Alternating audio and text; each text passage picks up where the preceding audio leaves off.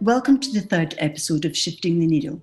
I'm Geraldine Gallacher. I'm the CEO of ECC, that's the Executive Coaching Consultancy. And this podcast gives me the chance to talk to lots of really interesting people. Today I'm meeting two women who are the experts in the field of inclusion nudges. Tinna Nielsen and Lisa Kepinski are the founders of the global initiative called Inclusion Nudges. In 2015, 16 and 2017, they were listed in the top 10 of the global diversity list. And that's a list that's supported by The Economist. So we're in very good hands here with two world-acclaimed experts on the topic.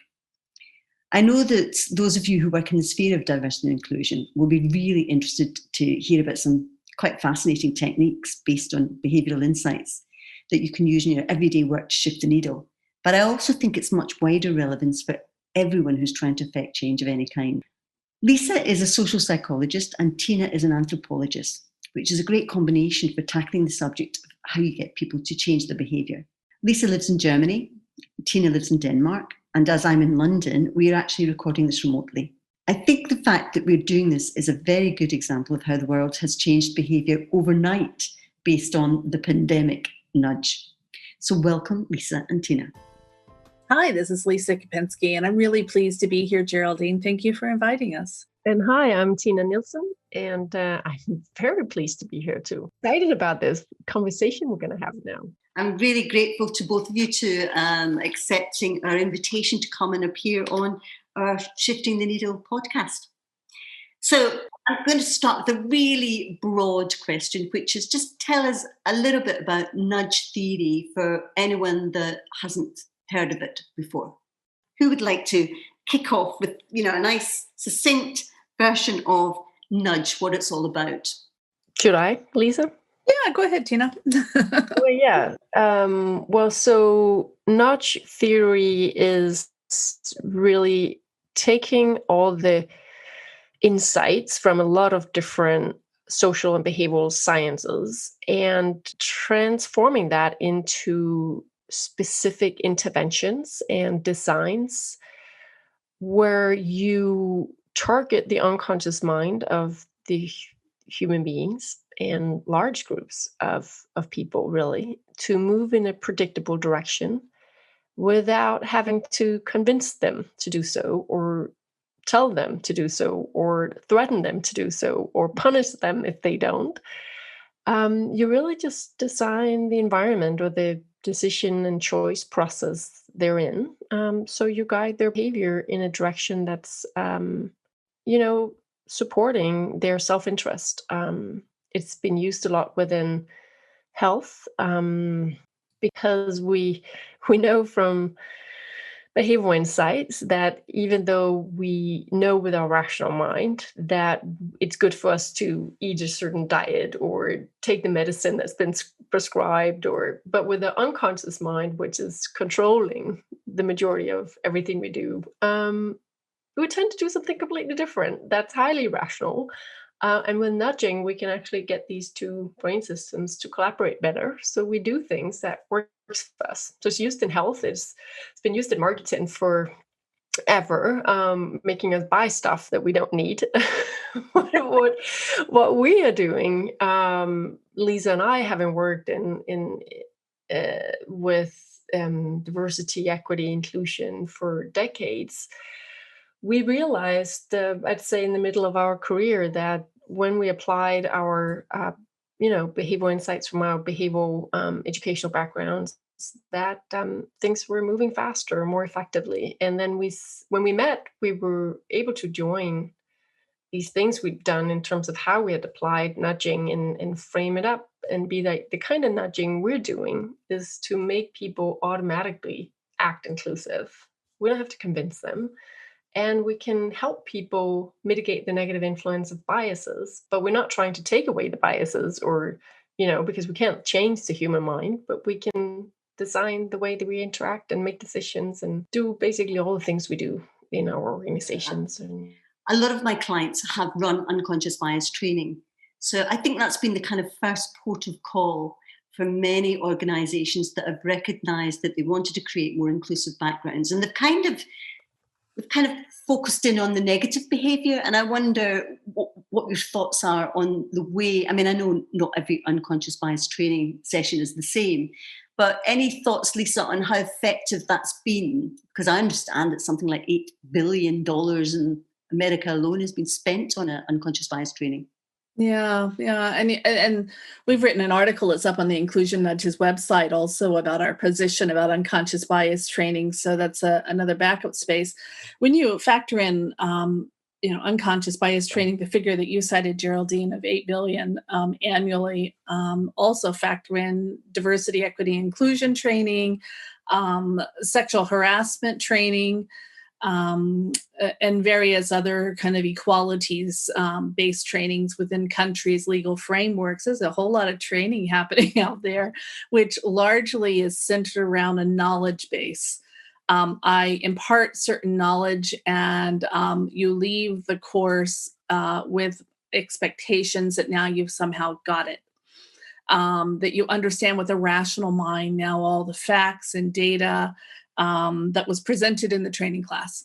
And now we go forward, and there won't be bias in the system, or there won't be exclusionary behaviors or bullying or harassment behaviors. Well, lived experience and reality shows that's not the case. And what's going on there? What we're trying to do is we're trying to shove and push a whole lot of information. I mean, Geraldine, you know how the number is growing like crazy in terms of biases that are identified and called out. It's over 200 biases that have been identified. Wow. There's no way that we've got information overload and fatigue. There's no way that we can walk out of and typically these unconscious bias training courses are from 1 hour to maybe half a day experience. That you walk out with a sense of, I got it, and now I'm perfectly bias free. That's a really dangerous thought pattern. So one, it's really hard for us to grasp it all because the sheer volume of information that's being transferred. And then secondly, that feeling of, I've got it now is a false security. And it actually can lead to heightened levels of discriminatory behavior, not stopping or checking biases. And what's based on our work on inclusion nudges is we were speaking to the wrong part of the brain. What we need to be working with is what Kahneman calls, the fast brain, the automatic brain, or system one. And that's where largely 90, and in some cases 99% researchers are calling out, is where our cognitive functions are happening. That's automatic, that's uncontrolled, unreflected, and it's not based on the knowledge that was imparted in a training course. So behaviors are stemming largely in a space of where we don't have rational control. So our work, as Tinna described, based around nudge theory and other behavioral and social psychology background and research is, so what does that mean for us as change makers and trying to increase inclusion within organizations, communities, society? How do we leverage diversity and appreciate difference and actually tap into that difference as a benefit? And how do we ensure that our systems and processes are equitable? Well, that requires doing the work. It doesn't require sitting in a training course. And so by doing the work is noticing patterns, calling out where there may be choice points, where our behaviors, our decisions, our interactions are going not in the direction where we intend it to go. And how could we apply an inclusion nudge that gently steers that choice point to be in alignment with what we say we want to do, which is most of us want to be fair and equitable and have systems and processes that are including all people. So that's why we advocate that approach. So one of the things that that struck me about the book, actually, and about nudge theory and how to be more inclusive using a nudge process, is that often the starting point is data, which I think of as rational. So quite a lot of the nudges are make sure that people understand the data, and then they will move to behavioural change. So you might frame the data in a different way, but it does start from a data point of view. And I wonder about that because, in a way, the movement, unconscious bias training movement, started from the point of view of let's give people data, and the data is, there are 200 ways in which you're biased, and yet that didn't somehow tap into the emotional need to change. In fact, as you pointed out, there are examples where, in fact, at the opposite effect, it's through kind of moral licensing. People felt, I've done the training, actually, I'm now cured, and I can go ahead and just recruit someone who looks more like me. So tell me a bit about how, quite a lot of the suggestions are about showing data to people, and how will that make a difference if people tend to reject data in favour of this underlying emotional bias that they have?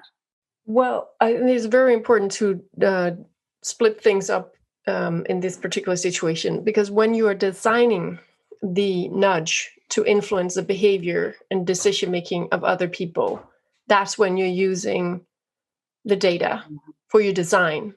When you're communicating and facilitating and activating the nudge, you're not burdening people with data. So you could say, because a lot of times we tend to think if people just understand and if they get it, and we inform them and they have the knowledge, then they will act in accordance with that knowledge. But it's actually often the exact opposite, because that kind of creates a mental overload that paralyzes the brain to make anything. But that's why nudging is so powerful, is because you're really helping people act in accordance with their values or act in accordance with the need for change that the data is showing. When Lisa and I started applying nudge theory, we noticed that redesigning the process, for example, how you make decisions about who you hire, it wasn't always enough to redesign the process. Sometimes you needed to help people see something that the data was showing us, that Lisa and I, with our expertise, could see. Like, we could see that the reason why there was that inequality that the data was showing was because of this, that, and that. So if we tell people that, we're talking to the rational mind, but we need to get to the unconscious mind, to people to do something with that behavior, with that knowledge. So we would use that to design a motivational nudge, which we call a feel the need. That speaks to the point you're raising, Geraldine, where getting people to feel, to see and feel, that's where movement and change in terms of behavioral change starts happening. So we design these kind of motivational feel the need inclusion nudges that are getting to people to see the hidden patterns, or see the backside of the data, or see issues that the data is showing but that the human mind doesn't recognize. So we would use the data to design that eye-opening intervention instead of burdening with the data. Yes. But you're right too. Sometimes we have data and we communicate the data, but then we design a nudge we call a framing perception nudge, because we flip the data so it flips people's perception, and all of a sudden they see it. Like, just to give you an example of that, I was working in a big multinational organization, and they were looking at the data. This was the top 50 leaders were together, and they were looking at the data from their employee engagement survey, and they were kind of celebrating, this was really a big organization. So for them, it was good that 65% of the people felt in this particular region they were talking about, they really felt empowered, and, that they had the opportunity to grow, and they really felt that this was a good organization to work in.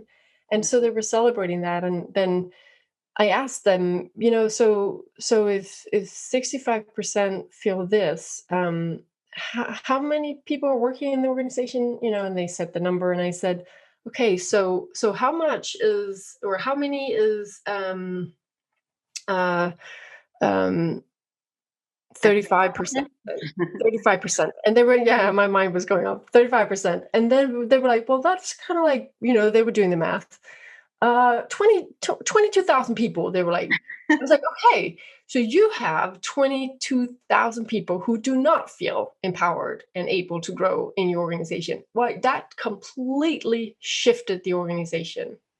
Yeah. Because all of a sudden they saw the hidden people in the numbers. So basically you humanize the numbers, framing up the data differently, make them realize, yes, let's celebrate that so many people feel empowered, but let's focus on the people who do not feel empowered and why they don't feel empowered and growing.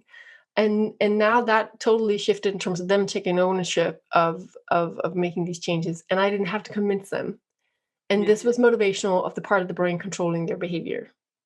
And I think recently, with the death of George Floyd, and a lot of my clients have been very active in the space where, a lot of programs they've been trying to push in the past few years haven't had much airtime.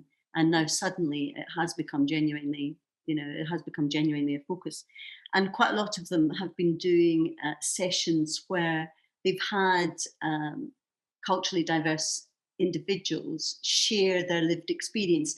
So rather than putting statistics up and saying, for example, it's quite a well-known statistic that in the UK we've got 13% of culturally and ethnically diverse people.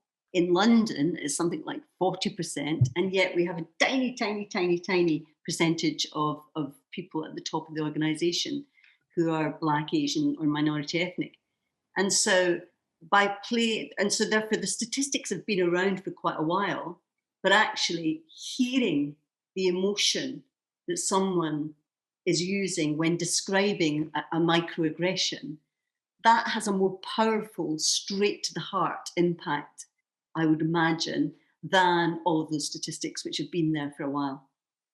Yeah, you're spot on, Geraldine. I mean, that's to that point that Tinna said, data in the context, there's two ways: data in terms of how it informs the design process, and then data, how it's used to facilitate.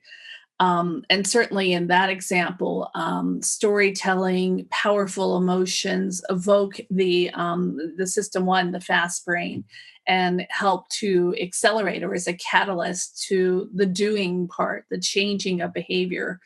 And it's a way that can have far more impact than, D&I and inclusion and equity practitioners are oftentimes asked to give me the business case. and in some ways that can be a genuine question, please give me the business case why we should be doing this. And that's usually said by the leader of an organization to the person who's heading up the work around D&I. And that's an interesting space, because that's almost as if I just need to see the data, I as a leader, and therefore I will be on board and will make this organizational change happen. But we've found in our, Tinna, how many decades have we been doing this work? And Geraldine, if we throw your decades in there, we probably are hitting a good number of decades of experience here in this virtual roundtable here. But if business cases could help change happen in an organization, all the data and the business case that gets put forth, well, then we would be in that really beautiful world that we want to be in, but we're not. And that's, again, to the point, the business case is framed up in a way that has a lot of things going on with it. Data that's being presented in ways that's not memorable. It's not relevant to the context or the business. It hasn't been co-created with the leaders involved as well, so that they can sort through and start doing the wondering and questioning, what would that mean for us in our organization? So data can be our friend and our foe here. On the flip side, also, we've seen a lot of patterns with D&I practitioners where there's a rush to the so-called best practices. So what do we do? What do we put in place? And it may be, let's do, this type of program or this initiative, or bring an entertaining speaker in to an event. And they've had little impact as well in terms of making change happen. So what we'll often do when we work with organizations is, rather than going with what may be seemingly trendy or what others are doing, is actually really push in hard on, so what's your current state? What's the status quo? What does the data inform you to be able to describe these are your particular challenges?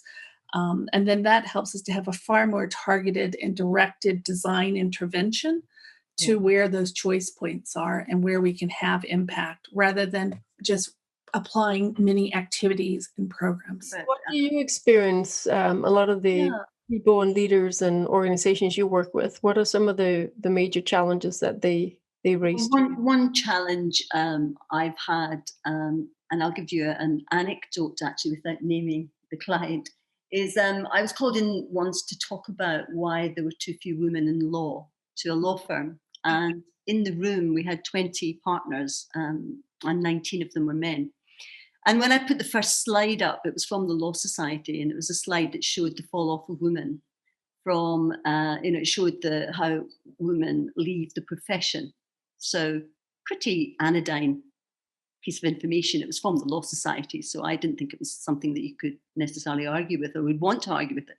And I think I was about 20 minutes on that slide, justifying that slide.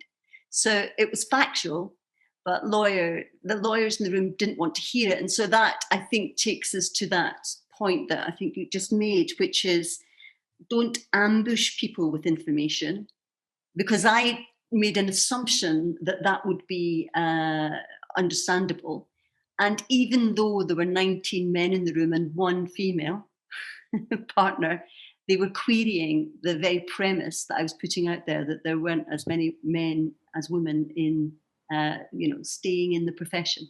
Mm-hmm. So I remember thinking at the time, I genuinely didn't know where to go, because I was looking at a statistic which was matching the room in front of me. In fact, the room in front of me was worse than the statistic by some margin. And fortunately for me, the female partner in the room eventually had enough of it. And I remember quite distinctly that she banged the table and said, "Oh, for goodness sake, just look round the room." And I wonder, should I have said that? But but me thinking, don't ambush, Geraldine, don't push too hard, nudge. Yeah, it actually really speaks to a lot of the challenges with this, is you often become the messenger, and it's easy to shoot the messenger. And actually that's the essence of inclusion nudges and the change methodology we've developed. It actually comes from having experienced a lot of those situations you just mentioned. And we realized that it's much more powerful to change the messenger, which is from nudge theory as well, because we're highly influenced by who the messenger is. So when you use inclusion nudges, you're actually changing who the messenger is, and their own mind becomes the messenger. I mean, Lisa, if you don't mind, I actually think your example with sponsorship program where you showed them the issue instead of telling them, and they came to the conclusion and the solution, what they needed to do. If you don't mind, I think that's a brilliant example of an inclusion nudge, if you could share. Yeah, I'd be glad to. Yeah. And Geraldine, just to say, thank you so much for sharing about your experience standing before that board. I certainly have felt that and that internal dialogue going on. And this example I have to share kind of stems from a situation similar to that. I was an internal head of diversity inclusion for a multinational. And they were really wanting to make progress on women at most senior levels. And so I had great access. I reported into the CEO, and I went into the ExCom meeting, the executive committee meeting with all the CEOs worldwide. And they felt like, perhaps mentoring, because they had heard, let's do women mentoring program, that must work. And I really, in a rational way, presented out how mentoring is a development tool. And what we're talking about is a promotion succession planning conversation. And this is about sponsorship and them in their role as the decision makers. And they seemed to really get it. And I got their full on support to go forward and do a sponsorship program. And I was to come back in the next quarterly meeting and with all kind of the logistics, and let's launch it and roll it out. So I walked out there kind of, like, yes, all right, I've got them on board. Oh, I don't have to go into this, again, this conversation about the difference between mentoring and sponsorship. And we're really going to make a difference. And this was in the day when I was traveling an awful lot to different countries in my role. And so as I was going to different locations across this multinational and meeting with the CEO or their HR or their top talents, I started hearing conversations like, this came directly from, the CEOs in the region, or they said it to their partners, HR business partners. I don't think we really need a sponsorship program. Or others would say, I don't really do anything different for men, so why should I do something different for women? Or, I think actually they need more skill development. We really need to do mentorship. Are they really as good? there was just this undermining erosion of what I felt like was strong support for doing a sponsorship program. When I went into the next quarterly meeting, just prior to that, I'm like, oh my gosh, what do I do to make this success? I don't want to go in and do, have this derailed or not have their support. And quite frankly, I don't want to do something that isn't going to be embraced by them and actually led by them, because they're a critical part of this. I worked with the internal talent manager, and we went into the online profile for all the employees that were in the pool for consideration for these senior level roles, so the feeder pools. And I took out all the photographs that were in the online profile of the staff. So there were about 120 of them, and I put them all randomly across a PowerPoint slide. When I went into that next quarterly meeting of the Exco to launch the sponsorship program, I was ready. And then to our point in earlier, it was around, okay, how do I not be shot down as a messenger? How do I ensure that they can accomplish their intentions of wanting to increase more women in senior leadership levels and do it in a way that is going to actually have impact? I went in, I put that slide up with all the photographs, and I asked the room of all the members of the Exco, so how many of these people do you know? And they got very competitive, shouting out the names, and it went on for a couple of minutes, and I cut it down, and they were just going on calling them out. And then we went to the next slide. And the next slide actually faded out all the male photos. So out of what was the original number of about 120 photos, there were actually less than 19 women in that pool. And just the photos of the women remained. And I asked the same question. So how many of these people do you know? And they only knew 3. Wow. And in that moment, Geraldine, it's like they got it. They got that they didn't have visibility to the talent pool. They got that they had no clue what was a skill set out there. So when they were doing succession planning or when they had promotional opportunities, how could they have a fair and objective decision-making basis when they didn't fully know all the talent? Oh, it was brilliant. They picked it up, took this out of my hands, and they facilitated and ran the rest of the meeting. They redesigned the sponsorship program so that originally, where I had proposed 1 sponsor per female talent, they said, no, we want 2 sponsors per female talent. We don't know them. We all need to get to know them. And they knew there was a dynamic of talent hoarding happening where they would kind of keep in their business unit their own female talents because there were so few. And what they wanted to do is ensure cross-unit, business unit visibility to that talent. And they actually then were also working the dynamic to share talents completely across the organization by having 2 sponsors. 7 months later, the next talent review process happened, and there were promotion decisions as well to be made. And they promoted 3 women to CEO levels. And they confided to me and said, you know what, Lisa, we actually did not even know who these women were before we started this process. They were completely hidden to us. So that's an example of an inclusion nudge that I designed with this situation where it was around trying to spot what they didn't see. Yeah. And how they could then take that immediately, that motivation that they felt from the experience, and move quickly into another type of inclusion nudge from feel the need to process design. So the designing of the sponsorship program. And then they were able to go and do the action that they had committed to doing. They built in their own accountability features to that. And by accountability, this is not what we're talking about punishment. Accountability is just saying we're doing what we say we want to do. And then they had impact. Wow. That's quite sophisticated thinking, isn't it? I'm just trying to think of my days back when I was in management development, and I'd have such quick interactions with leaders. You almost need to have your wits about you all the time. And are there any tips as to, is it a way of thinking that makes you think in terms of, are there principles that you should be thinking about in terms of how to influence in that way where you get that kind of result? Because, I'm hearing something about the messenger, be careful about who the messenger is and what the messenger is saying and how it's framed. Is that one of the principles? It is, but that's the whole purpose of why we wrote the Inclusion Nudges guidebook. It's because we know a lot of people, they don't have a behavioral science background. They don't know necessarily how culture work or group dynamics or the human mind works, and we're not supposed to know all this, everybody. I mean, it would be great if human beings knew a bit more about human beings, because that would benefit all of us. But that's a journey to get to that point. And the Inclusion Nudges guidebook is thought as an empowerment tool, really.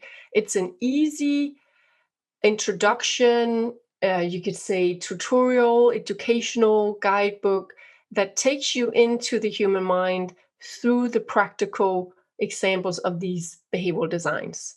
So it literally maps out, also anecdotal, like what was the challenge that either Lisa and I faced or other change makers faced. We also write up other people's examples.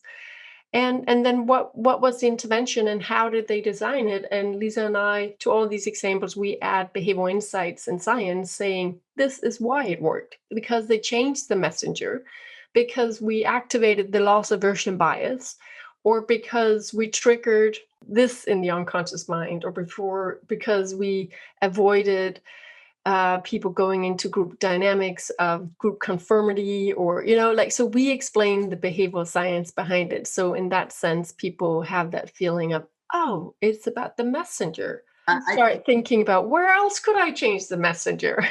Oh, I think it's marvelous that you can dip in and, in terms of HR, the recruitment process, the performance appraisal process, there are so many absolutely clear experiments that you're suggesting, nudges. And I love the way that you highlight them and say, this is what you do. So you get this really practical, this is how to do it, and this is the thinking behind it. But it's like a compendium, isn't it, of ideas. Yeah, and it is also based on a learning theory showing that when we have to learn something new, it's much easier for the human mind to learn that through worked out examples. Oh, right. So you've actually used, of course, you've used the theory in the way you've written. Yeah, it's a learning theory. It comes from mathematics. When you have to learn a new method for a mathematic, way of working, you can better and faster learn that if you're shown the solutions and the explanation for why that's the solution. So you can easier learn it that way instead of having to learn the theory and then figure out the solutions yourself. So. Yeah. And I would also say that we've presented the inclusion nudges in two different formats to try and support different audiences. So Geraldine, I know you have the full inclusion nudges guidebook with all 100 examples that are there, plus the mini design variations on it. And that's the go-to resource for change makers, internal change makers that want every example at their fingertips. And how would you apply that to your work? But we also recognize that there are different pockets in the organization that can be activated as change makers for inclusion. So we developed the Action Guide series. And the Action Guide series take 30 examples centered around a certain focal area. So to the point you were just talking about earlier about hiring and recruiting situation, we have the inclusion nudges for talent selection. And we pulled out 30 examples that are very specific, focused in to that context. So that book could go in the hands, for example, to recruiters or hiring managers to help in the moment inspire them with these worked examples that Tinna was just referencing, so that they can quickly adapt it to their context and experiment and see how it works. And that's the piece that we're very curious about is how does the application go within the reader's context? And we really want to hear that back. And that's part of the community around inclusion nudges, which is based on sharing and reciprocity. Yeah, I love that principle running through what you're doing, which is you're learning as you go. And so I think a lot of my clients would certainly appreciate the number of case studies that you use, because I do find that in general, people like the practical example as well. I mean, I tend to be a bit of a theory girl, and so I have to work much harder because I quite like to see what the unifying theory is. But actually, my experience of of work and running a business as well, is that actually the majority of people like practical experience to explain why something is. They're more interested in knowing how something is done than why. You've accounted for both styles of learning. The theorists, if you want to understand the inclusion nudge behind the thinking of the exercise, here it is, but here is the practical way to do it for those that are activist learners. So it's that nice combination of the two. Yeah. And it's also because it feels extremely empowering. Because a lot of times people, almost come whispering and say, I'm totally in. I want this to succeed. Who would not want a workplace to be inclusive or a community to feel nice for everybody? I mean, I want people to thrive. And then they whisper, I just don't know how. I don't know how to do it. Right. And they're almost ashamed and embarrassed. And I didn't even know that was perceived as a microaggression. And some people say, now I don't even dare to say anything. I'm so worried I say the political incorrect thing. And people like freaking out. I think we've created an environment where we tend to paralyze people. I don't know about you, but I know that both Lisa and I have experienced people around us almost feeling intimidated and say, ooh, I shouldn't probably say that when you're in the room. And you're like, oh, goodness, this is horrible that's the effect we have just because we know a lot about this or really, work hard on making this a reality. Yeah.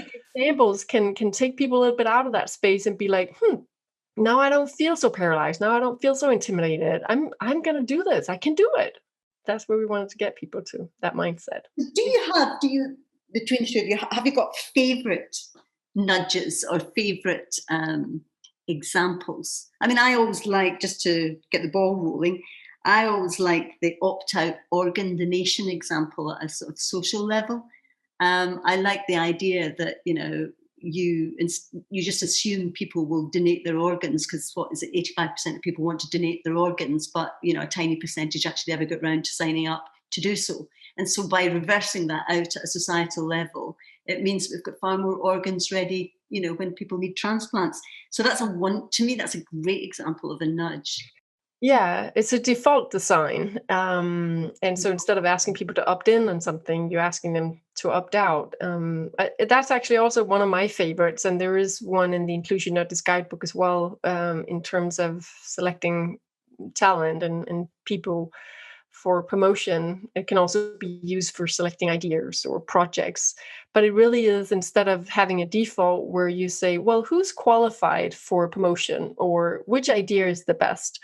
You actually get the mind to go into this kind of confirmation bias, start looking for things you believe in the first place, things that you have a preference for. You don't even know that your unconscious mind starts looking for that kind of information to confirm you were right in the first place.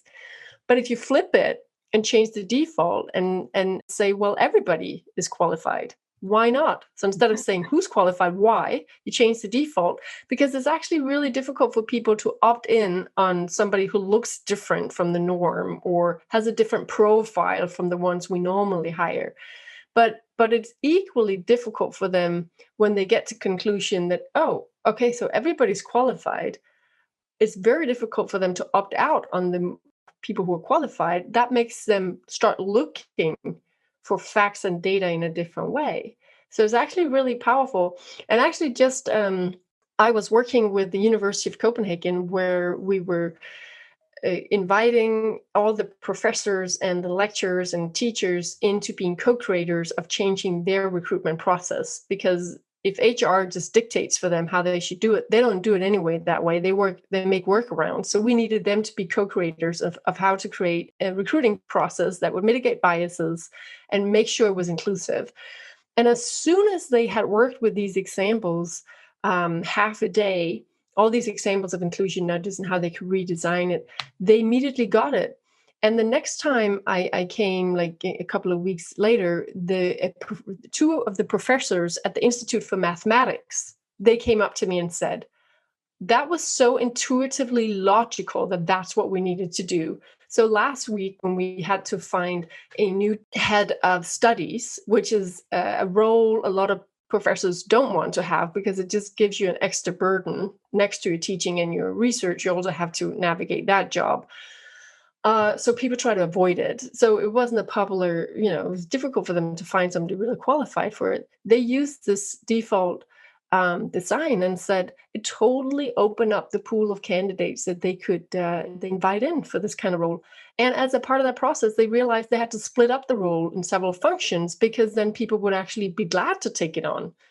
So because it made sense, the example made sense, the reasoning behind it, they were just like, how could we not do this? I mean, of course we're going to do it. So they just moved on it, right? So they owned the change instead of HR having to push and pull and convince and yeah.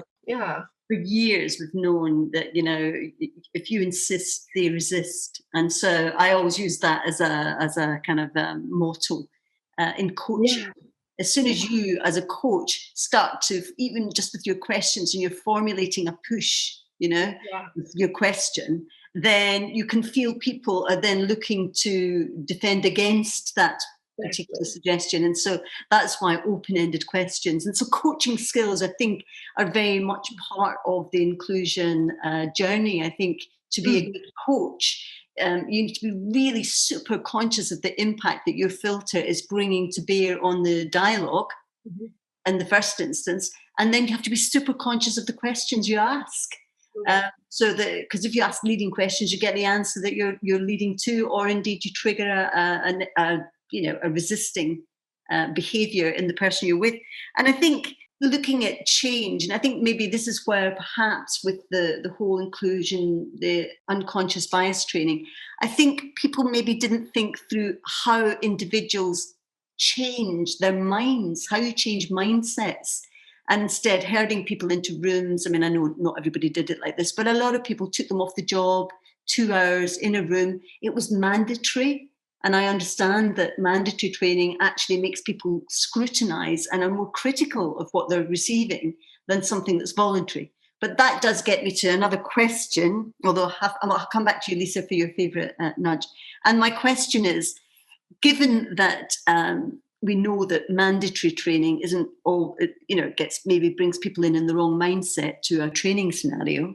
If you just go for voluntary, in my experience, you often get the people that are already quite good or quite comfortable and confident in the skill. And then, especially when it comes to diversity and gender diversity, and you don't always get the people in the room that actually could do with the training. Well, Geraldine, I'll pick that up because that also ties into your other question. What's one of my favorite piece? And what Tinna was just sharing, that's the default design. So let's take it from a lens of opt-in, opt-out, like you talked about with the organ donation, and look at that from a training or any other type of initiative that's happening in an organization.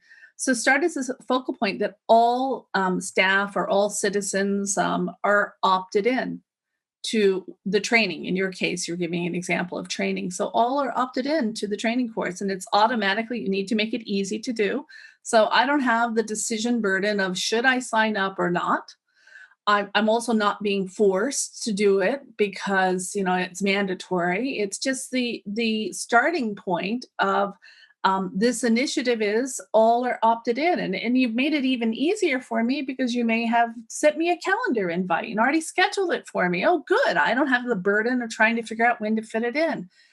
I still, as an individual, whether it's as an employee in an organization or a citizen in the community, have an ability to opt out. But you took away the choice point of saying, will I go or not go? We started from the beginning point of, yeah, that's a great initiative. Everyone should go through it. And we're going to make it easier and relieve that burden off of you. The mental effort and complexity is reduced, and the nudge by opting in ensures that more people will go through it. So I think we need to build it into things like leadership development programs, absolutely, induction programs. There should always be a big piece around in inclusive leadership, really, and that's about empathy as well. And so we should be building that into the training programs rather than pulling them out for training on unconscious bias training. Yeah, well, the worst thing, isn't it? That's another third type of inclusion nudge. We talked about feel the need, which is creating that aha moment. Or that increased motivation and commitment to take action. We talked about process design inclusion nudges, which are changing the systems or the processes that are used by the organization or the community. And then the third type is the framing of perceptions. And you spot on, we're hitting on that also around how are we perceiving this work around inclusion and diversity. Diversity and inclusion are not the end point. They're the enablers for us to get to what is our intended outcome. And that conversation needs to be had with many organizations. What is it that you hope to achieve? What is your desired future state? Is it more collaboration? Is it better decision making? That is where we're aiming to target the behavioral change towards, and do that in a way that's inclusive and with empathy, as you called out, and leveraging all talents and have systems that are supporting that. To the point that I was making earlier about when we were talking about data and business case, and how oftentimes business case can be almost a stuck pattern, that it's okay, give me the business case, the leaders may say to the change maker or the HR leader, in terms of why should we be doing diversity and inclusion. We really love this inclusion nudge, which is also built on default design, or flipping the perception. Instead of saying, why should we be doing diversity inclusion? Yeah. Ask back, why not? Yeah. Why So not? we've changed the messenger, haven't we, with that flip? That the person doing the asking actually then is the one who also then comes from a different perspective of, wait a minute, well, okay, why should we not be more fair here?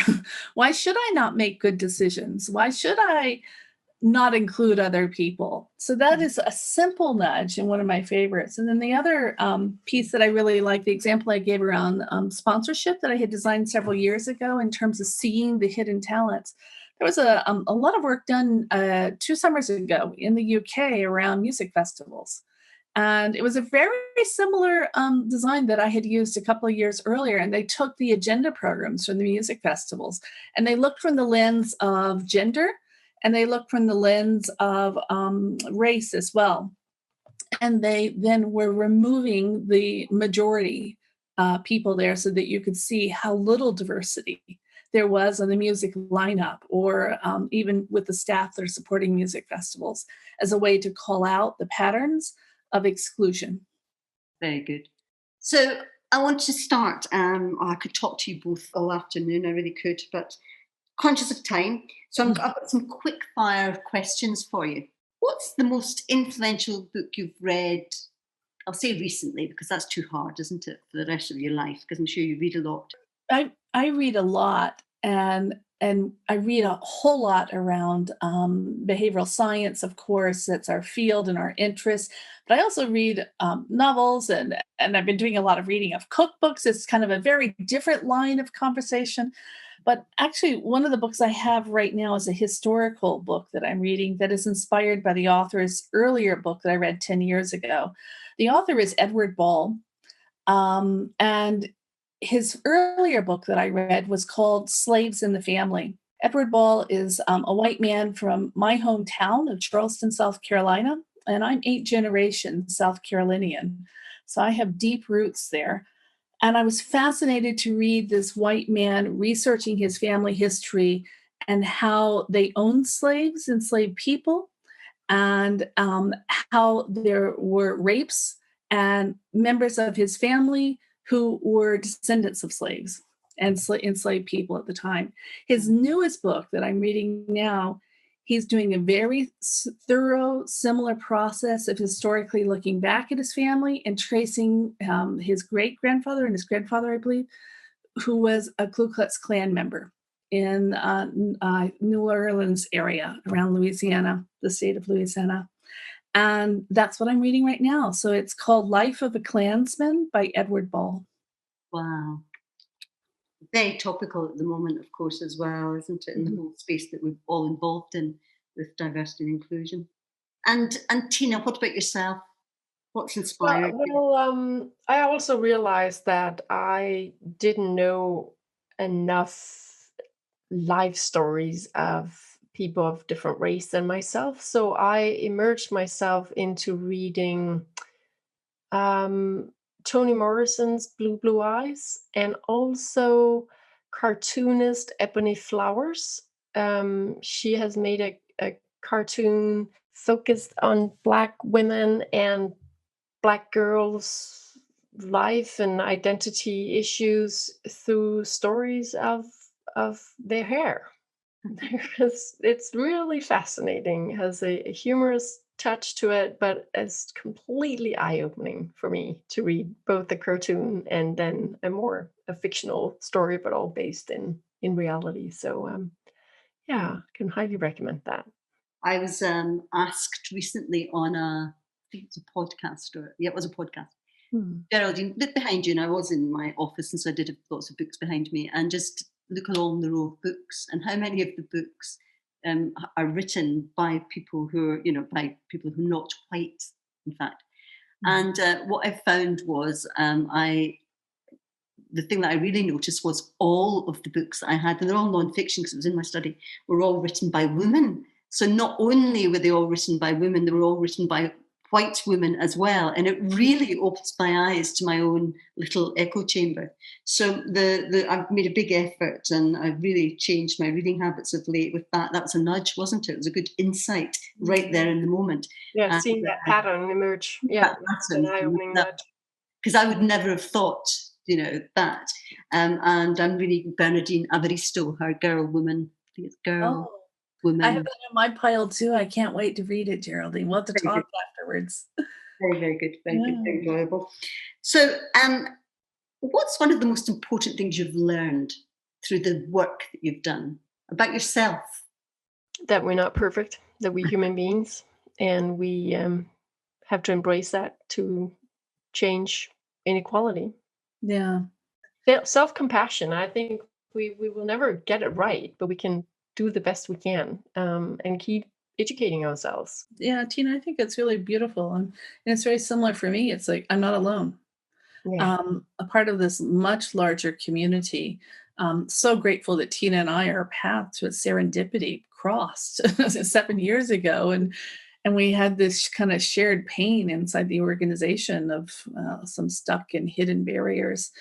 And that's what we wanted to extend around the Inclusion Nudges community too, is that wherever we're at whatever role we're fulfilling or context we're operating within, we tend to be driven by wanting to create a better world.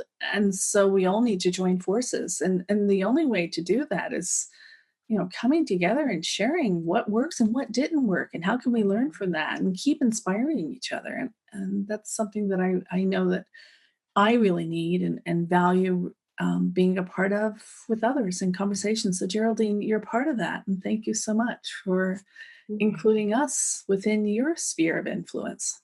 Lisa and Tinna, it's been an absolute pleasure, and I've learned how important it is that we keep reaching out to other people that are not just in the sphere that we're interested in, but people that also have completely divergent views, because I seem to learn a lot by asking people, trying to open-endedly ask people, what is it about this that how do you see this? And genuinely trying to be curious about someone else's mind and how it works. And that, at the moment we're waiting for the results of the American election, I think is quite a pertinent place to end about the importance of seeing two sides of a coin when we have very polarized views in the world. So thank you very much, Lisa, and thank you, Tinna, for being with me today on today's Shifting the Needle. Thank you. Thank you.